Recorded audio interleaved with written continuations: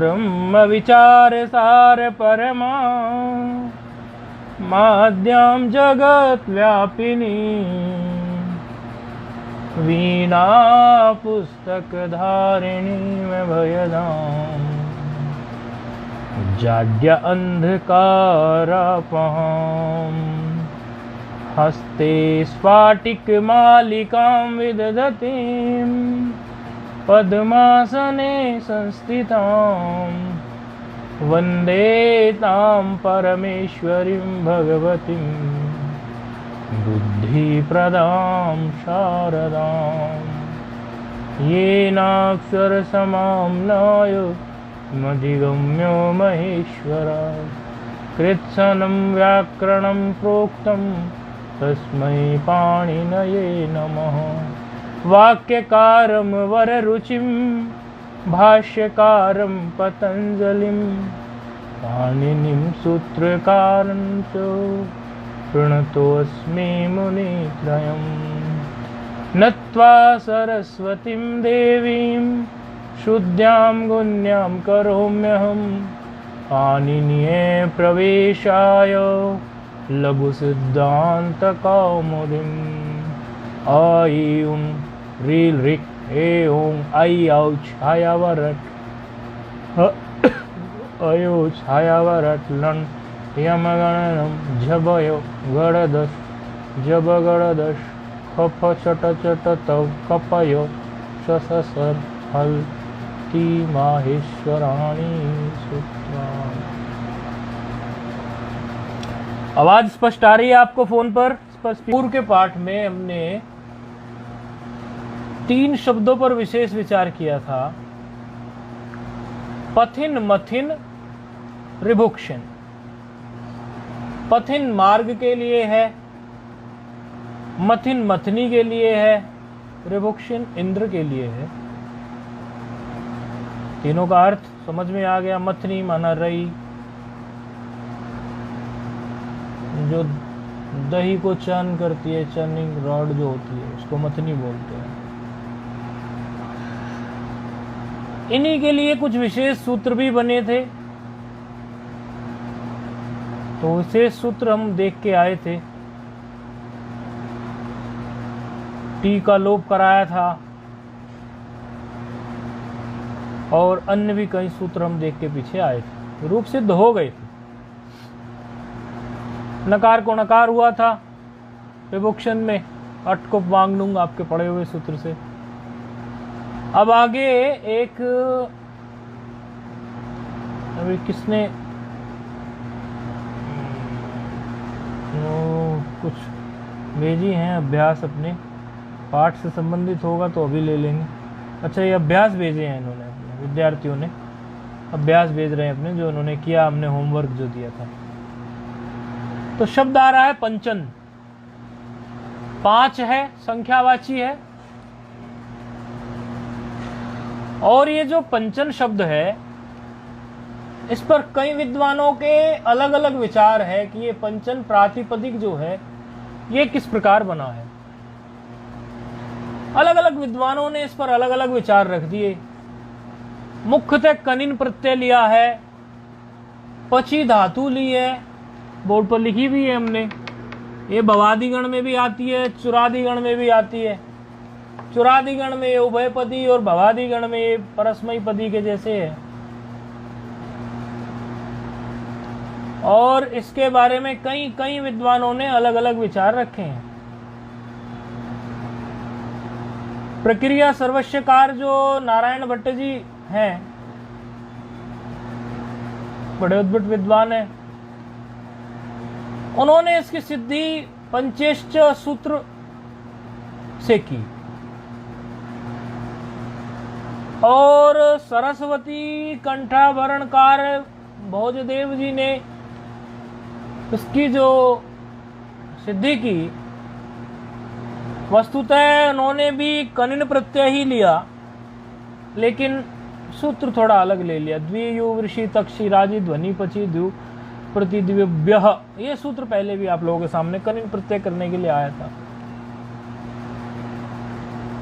कई अलग अलग विद्वानों ने इसके बारे में कई अलग अलग बात रखी। श्री दुर्ग सिंह ने पची विस्तारे धातु समझा इसको चुरादिगण की, और पंचेरिणः सूत्र से इसकी सिद्धि की। अनि प्रत्यय ले लिया उन्होंने। अनि में भी क्या अनमात्र शेष बचेगा, इधर कनी में भी अनमात्र शेष बचेगा, देखोगे तो पंचन शब्द की कई प्रकार से सिद्धि हुई। अब ये पंचन शब्द जो है ये नित्य बहुवचनांत है, 5 है तो बहुवचन के लिए ही होगा, तो इसमें बहुवचन प्रत्यय ही आएंगे, सु औ तो आने वाला नहीं इसमें। तो इसमें प्रथम प्रत्यय आएगा जो पंचन में, वो आएगा पंचन धन जस। पंचन धन जस।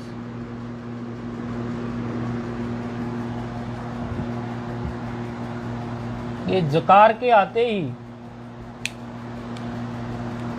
आपको जकार को इत करने के सूत्र जो हैं याद आते चले जाते हैं, तो अस्मात्र शेष रह जाएगा। छोटो से इत कर लीजिए, अदर्शनन लोपा से लोप संज्ञा और तस्य लोपा से लोप अस रह जाएगा। अब ऐसी स्थिति में पंचन धन जस की स्थिति में संज्ञा सूत्र प्रस्तुत होने जा रहा है।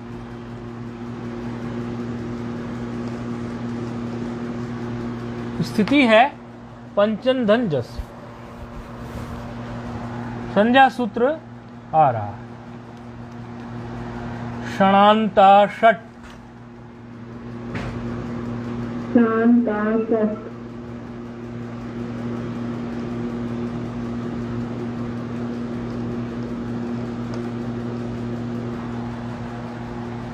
एक 23 कुछ ऐसा है ये षणांता षट जो है, 1-1-24।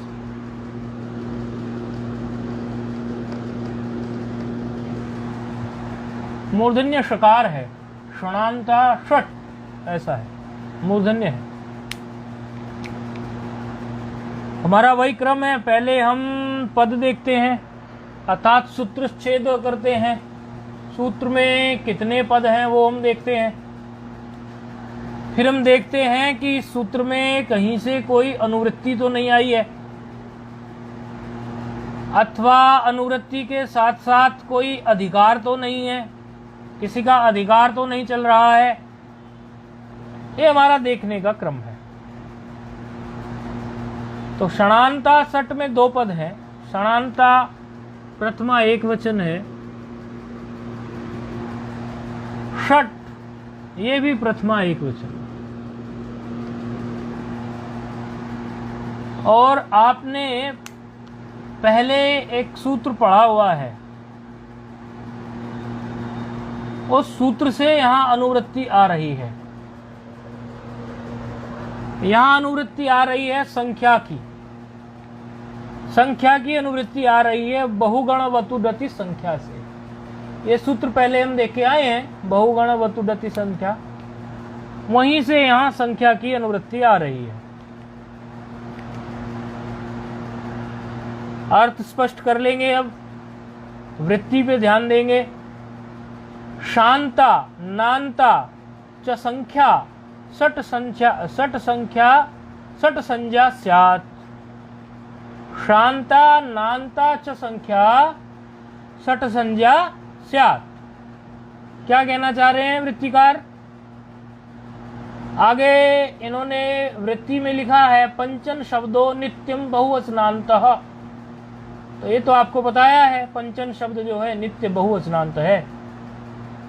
वृत्तिकार कह रहे हैं शांता नांता च संख्या षट संज्ञा स्यात्, अर्थात शकारांत, शकारांत मूर्धन्य शकार, शकारांत नकारांत दंत नकार, शकारांत और नकारांत संख्या षट संज्ञक होती है।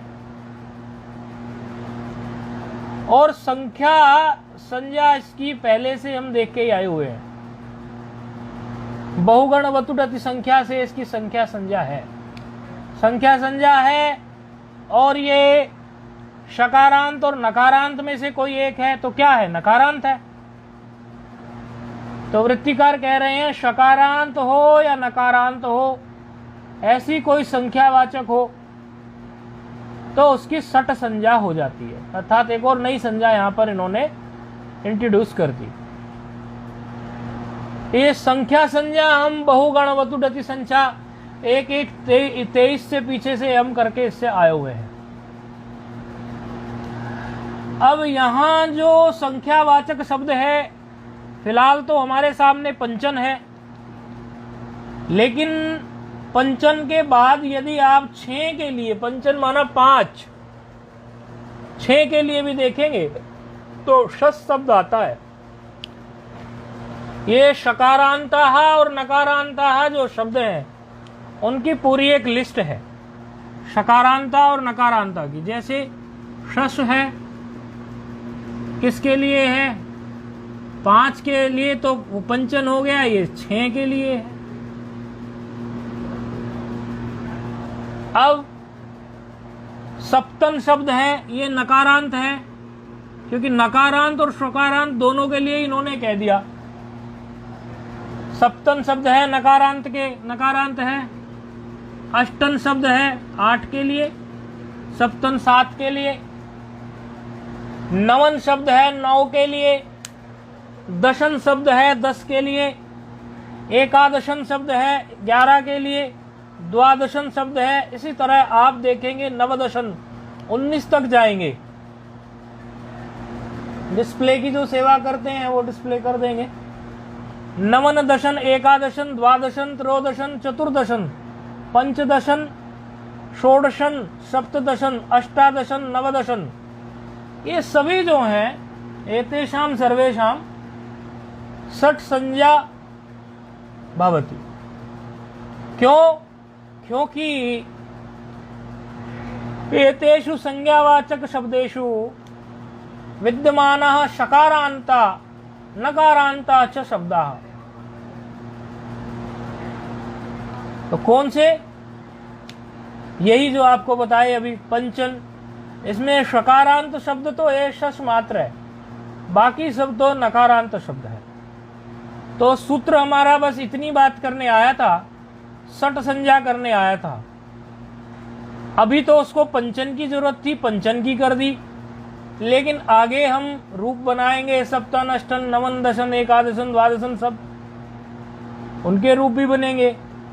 तो उसकी दृष्टि से भी आप ये ख्याल में रख लें कि ये जो शब्द हैं पंचन, शत, सप्तन, ये सब जो हैं सट संज्ञक हैं। तो इस सूत्र का इतना ही काम था, उसने संज्ञा कर दी। और आप जानते हैं या संज्ञा सा प्रयोजनवती। जो हम संज्ञा करते हैं किसी की भी, वो संज्ञा हमारे प्रयोजन सिद्ध करती है, अर्थात उसका कुछ न कुछ कार्य होता है। तो ठीक है, पंचन दन जस की स्थिति में अस बचा। ऐसी स्थिति में आप पहले से सूत्र पढ़ के आए हैं, सड़भ्यो लुक। ये लुक करने का सूत्र होता है, षडभ्यो लुक सूत्र आप पहले से पढ़ के आए हैं। जिनको षडभ्यो लुक याद होगा तो उनके लिए अभी कोई खास कठिनाई नहीं है, लेकिन नहीं भी याद होगा तो इतनी बात तो पता होगी कि षडभ्यो लुक जो है वो करता क्या है। उसका काम है लुक करने का। तो यहां पर जस प्रत्यय पर में है, तो जस प्रत्यय के परे रहते वो जस का लुक कर देगा। अब पंचन शब्द में जब जस का लुक हो जाएगा षडभ्यो लुक से, शस का भी लुक करता है, क्योंकि इसकी वृत्ति जस शशोहो है, अर्थात जस और शस दोनों को ही ले लेता है। आगे शश आने वाला है, षडभ्यो लुक क्या कहता है? जस शशोहो, अर्थात जस के और शस का दोनों का लुक हो जाए। इसका तात्पर्य इतना ही है कि जो सट संज्ञक जो हो, अर्थात सट संज्ञकात अंगात परस्य, सट संज्ञकात अंगात परस्य जस शस प्रत्ययोः लुक भवति। यही कार्य है इसका।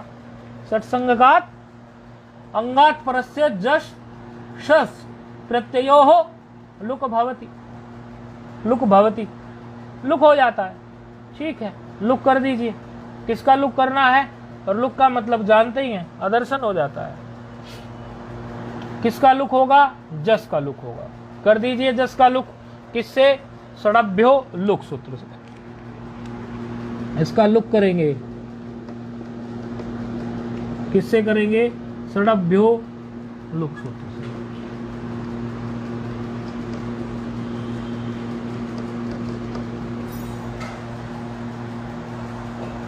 जस का लुक हुआ तो प्रत्यलोपे प्रत्यलक्षणम से पद तो ये बन ही गया और प्रातिपदिक भी है ही। तो अब यहां पर न लोपः प्रातिपदिकान्तस्य जो सूत्र है उससे आप नकार का नकार का लोप कर दीजिए। नकार का जब आप लोप कर देंगे तो पंच मात्र शेष बचेगा। तो प्रथमा विभक्ति का बहुवचन का जो रूप हुआ वह हुआ पंचो। ठीक है, आगे चलते हैं।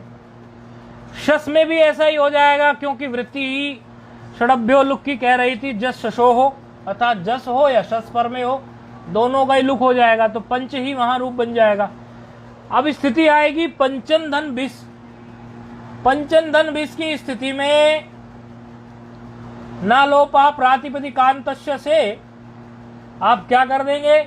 पहले तो बिस को मिला देंगे, और चूंकि प्रत्यय आ ही गया है तो सुबंत इसकी जो है पद संज्ञा हो ही गई है। पद संज्ञा हो जाने से न लोपः प्रातिपदिकान्तस्य यहां भी लगेगा और नकार का तो लोप हो जाएगा, और बिस को मिला देंगे तो रूप बन जाएगा पंचभी। इसी तरह व्यस में जाएंगे तो क्या हो जाएगा? पंचव्यः, पंचभ्यः ऐसे उच्चारण होगा। हाँ, पंचभ्यः। पंचन धन आम की स्थिति आएगी, क्योंकि अभी आगे पंचभ्यः पंचभ्यः ऐसे रूप से दोगा, पंचभी पंचभ्यः पंचभ्यः ऐसे रूप आएगा, तो फिर आम आ जाएगा षष्ठी में। आम में षठ संज्ञा तो इसकी है ही, ये तो हम देख के आए हैं। एक सूत्र आप इसके पहले देख के आए हैं, षठ चतुर्भ्यश्च। ये षठ चतुर्भ्यश्च सूत्र जो है आम की स्थिति में काम आता है।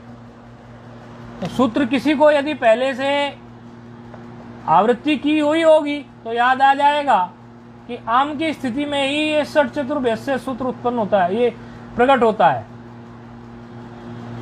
तो षठ चतुर्भ्यश्च सूत्र जो है, क्योंकि आम प्रत्यय पर में है, आम प्रत्यय पर में रहने से षठ चतुर्भ्यश्च सूत्र आ गया। षठ चतुर्भ्यश्च सूत्र क्या करेगा? यहां पर याद है किसी को?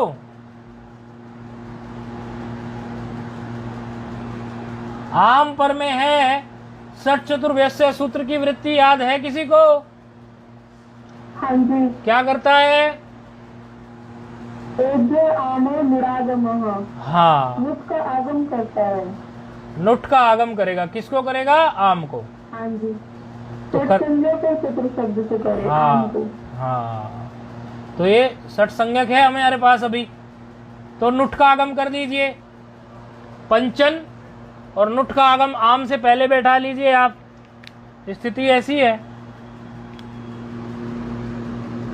पंचन नुट का आगम होगा। आम को हो सकता है पहले, इसलिए आम ही लिखना ठीक है। नुट का आगम हमने तो लिखने में आगे पीछे क्रम किया, लेकिन आम होगा तभी नुट का आगम होगा। तो टकार तो गया, नकार मात्र शेष बचता है। तो ऐसी स्थिति में ये पंचन धन नाम हो जाता है। कि क्या हो जाता है? पंचन धन नाम। और ये नाम जो में नकार जो आया ये आम के आगम का है। पंचन धन नाम, ऐसी स्थिति आ गई।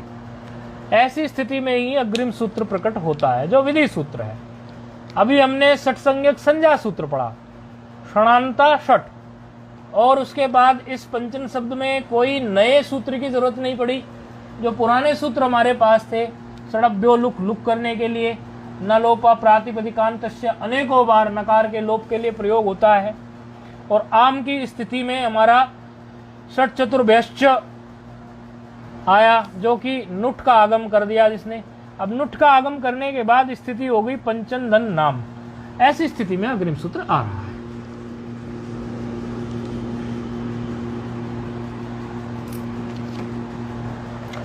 नोपधायाः नोपधायः नोपधायाः, सूत्र है नोपधायाः। 647 है सूत्र का, अष्टाध्यायी का एड्रेस। सूत्र में हमारा वही क्रम है, पहले हम सूत्र छेद था अर्थात हम पद देख लेते हैं, कोई अनुवृत्ति आ रही हो वो देख लेते हैं, किसी का अधिकार चल रहा हो वह देख लेते हैं।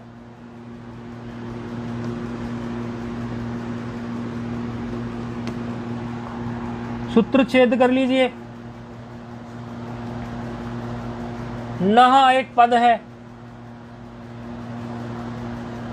लुप्त विभक्ति है, षष्ठी का विपरिणाम हुआ है।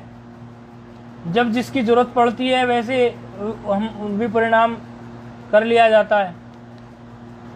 षष्ठ्यांत है, षष्ठी का लुक समझ लो लेकिन फिर भी षष्ठ्यांत पद है। एक पद न है और दूसरा है उपधाया। उपधाया भी षष्ठ्यांत है और सूत्र में अनुवृत्ति भी है पूर्व के सूत्रों की। तो नामी की अनुवृत्ति आ रही है, दीर्घ की अनुवृत्ति आ रही है। सूत्र में नामी की अनुवृत्ति है, दीर्घ की अनुवृत्ति है। नामी सूत्र आप पढ़ के आए थे, उसी नामी सूत्र से ही नामी पद आ रहा है। दीर्घ ढरलोपे पूर्वस्य दीर्घो अणः से दीर्घ पद आ रहा है, क्योंकि ढरलोपे पूर्वस्य दीर्घो अणः कितने पे है? 6 3 111 पे, और नामी है 6 4 3 पर। तो 2 पद आ गए और अंगस्य का अधिकार चल रहा है। अनुवृत्ति नामी पद की है, दीर्घ पद की है। नामी पद की अनुवृत्ति नामी सूत्र से है और दीर्घ पद की अनुवृत्ति ढरलोपे पूर्वस्य दीर्घोण सूत्र से है। अंगस्य का अधिकार चल रहा है। अब देखिए, ये जब आपको इस तरह से क्रम से पता चल जाता है कि किस सूत्र की अनुवृत्ति यहां आ रही है और किसका अधिकार चल रहा है, तो फिर आप वृत्ति स्वयं बना सकते हैं। आपको पुस्तक में वृत्ति देखने की जरूरत ही नहीं है, फिर आप वृत्ति बनाने में सक्षम हो जाएंगे। फर्क कितना आएगा कि वरदराजाचार्य जी ने जो पदों को जहां जिसके साथ जोड़ के लिखा है वो जिसके बाद ही जाएगा। यहाँ ऐसा नहीं है, यहाँ पदों को आप कहीं भी बिखेर देंगे अर्थ घटित हो जाएगा। इसीलिए जब आपको अनुवृत्ति पता चल जाए, अधिकार पता चल जाए, सूत्र छेद आपके सामने रखा हुआ है, तो आप अर्थ भी घटित कर सकते हैं और उसके साथ साथ आप इसकी वृत्ति स्वयं बना सकते हैं। यही क्रम था हमारा, सूत्र वृत्ति खुद ही बना लिया करते थे। वृत्ति देख लेते हैं, वरदराजाचार्य जी क्या कह रहे हैं। कह रहे हैं नान्तस्योपधायाः दीर्घः श्यान नामी परे। ये श्यान नामी कैसे हुआ? कल भी हमने बताया था कि जो बीच बीच में संधि आएगी हम वो आपसे पूछेंगे।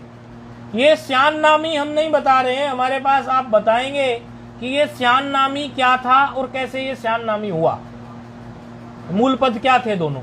ठीक है, अब अर्थ बता रहे हैं। कह रहे हैं श्यान नामी अर्थात नाम परे होने पर नांत की उपदा को, नाम परे होने पर नांत की उपदा को, अर्थात जो नकारांत पद हो उसकी उपदा को दीर्घ हो जाए। तो नकारांत पद है, नाम भी पर में है, नाम भी पद पर में है, नकारांत भी है, तो नोपधाया सूत्र से उपधा को दीर्घ हो जाएगा। तो ये जो पंचन है ये बन जाएगा पंचान, क्योंकि उपधा को आप जानते हैं अलवंतात पूर्व उपधा, अंतिम अल से पूर्व वर्ण जो है वो उपधा होती है। तो नोपधाया से क्या हो जाएगा? नोपधाया से। अच्छा, एक चीज इसमें और है, आपको इसमें नकार का लोप करना है। तो सर्वप्रथम आप नकार का लोप करने के लिए कैसे करेंगे? नकार का लोप, नकार का लोप आप यहां करना आपके लिए अभिष्ट है। तो क्या ना लोपः प्रातिपदिकांतस्य यहां लग सकता है? जी। क्यों लगेगा? लेकिन पहले तो उपदा दीर्घ होगी ना, क्योंकि नकार का लोप हो गया तो उपदा दीर्घ कैसे करेंगे? हाँ, नकार का लोप कर देंगे तो उपदा दीर्घ भी कैसे करेंगे? तो आप इसमें कर लीजिए, उपदा दीर्घ कर दीजिए पंचान, और फिर नकार का लोप कर लीजिए, तो सिद्धि क्या होगी? पंचानाम। ठीक है, क्योंकि फिर समस्या हो जाती है नामी द्वारा। यहां आप जो उपदा दीर्घ कर रहे हैं वो यहां नामी से सोचोगे, आपकी उप से उपदा दीर्घ कर लेते हम, नामी से उपदा दीर्घ हमारी हो जाती, नाम तो पर में है ही हमारे, तो नामी से आप उपदा दीर्घ इसकी नहीं कर सकते थे, क्योंकि पंचन धन नाम की स्थिति में न लोपा प्रातिपदिकांतस्य सूत्र द्वारा यदि नकार का लोप कर दिया जाता तो फिर तो उसके सिद्ध होने से असिद्ध होने से नामी द्वारा दीर्घ हो ही नहीं सकता था। अतः नापदाया सूत्र ही बनाना पड़ा यहाँ पर, इसीलिए नापदाया सूत्र से उपदा दीर्घ करिए, नहीं तो नामी सूत्र भी दीर्घ करने के लिए काम आता था हमारे, वो नहीं लगा, नामी सूत्र से नहीं हुई, तो इस तरह पंचानाम यहाँ बन गया। पंचन धन सुप की स्थिति आई। पंचन धन सुप की स्थिति में क्या करेंगे आप? वही नकार का लोप आप करेंगे, नकार का लोप करके बस मिला देंगे, तो क्या हो गया? पंचसु।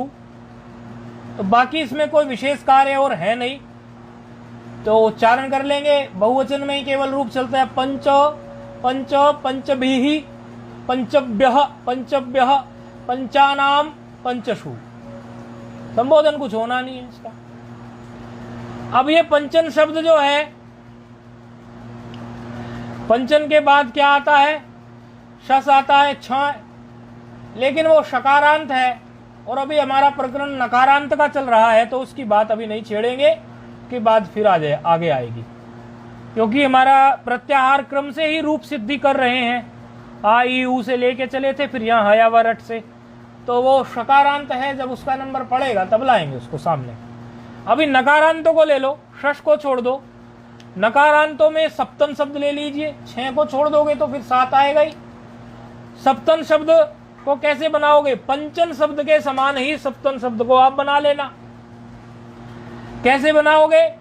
षणांता षट से आप षट संज्ञा कर लेना, और षडभ्यो लुक से आप जस और शस का लुक कर लेना, न लोपा प्रातिपदिकांतस्य से आप नकार का लोप कर लेना, अर्थात जस और शस में 3 सूत्र आपने लगाए यहां पर, षणांता षट षडभ्यो लुक न लोपः प्रातिपदिकांतस्य, रूप सिद्ध हो जाएगा। जैसे वहां पे पंचा हुआ था, यहाँ पे सप्ताह हो जाएगा। ठीक है, सप्तन धन भिस की स्थिति में जाएंगे, सप्तन धन भिस की स्थिति में उसी प्रकार से आप क्या करेंगे? न लोपः प्रातिपदिकांतस्य से पदांत नकार का लोप कर लेंगे, मिला देंगे, पंचभी क्या हो जाएगा? पंचभिस और सप्तभिस, तो सप्तभी ही हो जाएगा। व्यस की स्थिति में भी आप क्या करेंगे? सप्तभ्यः। आम की स्थिति में सप्तन धन आम आएगा, अभी प्रक्रिया करके आए हैं, षट संज्ञा है, तो षट चतुर्भ्यश्च सूत्र से आप फिर से जो है आम की स्थिति में नुट का आगम कर लेंगे, नुडागम करने के लिए होता है। और नामी से उपदा दीर्घ करने की गलती ना करना, नोपधाया सूत्र से उपदा दीर्घ कर लेंगे, और न लोपः प्रातिपदिकांतस्य सूत्र से नकार का लोप कर लेंगे, रूप सिद्धि हो जाएगी, सप्ता नाम ऐसी। और सु की स्थिति में उसी तरह से आपको कोई खास कार्य उसमें भी नहीं है, सप्तसु, इस तरह से सप्तन का रूप भी यहाँ पर सिद्ध हो जाएगा। अष्टन में कुछ विशेष कार्य आएगा, अष्टन में कुछ विशेष कार्य आएगा, अष्टन के रूप को कल देख लेते हैं। ओम पूर्णमदः पूर्णमिदं पूर्णात् पूर्णमुदच्यते पूर्णस्य पूर्णमादाय पूर्णमेवावशिष्यते। ओम शांति शांति शांति।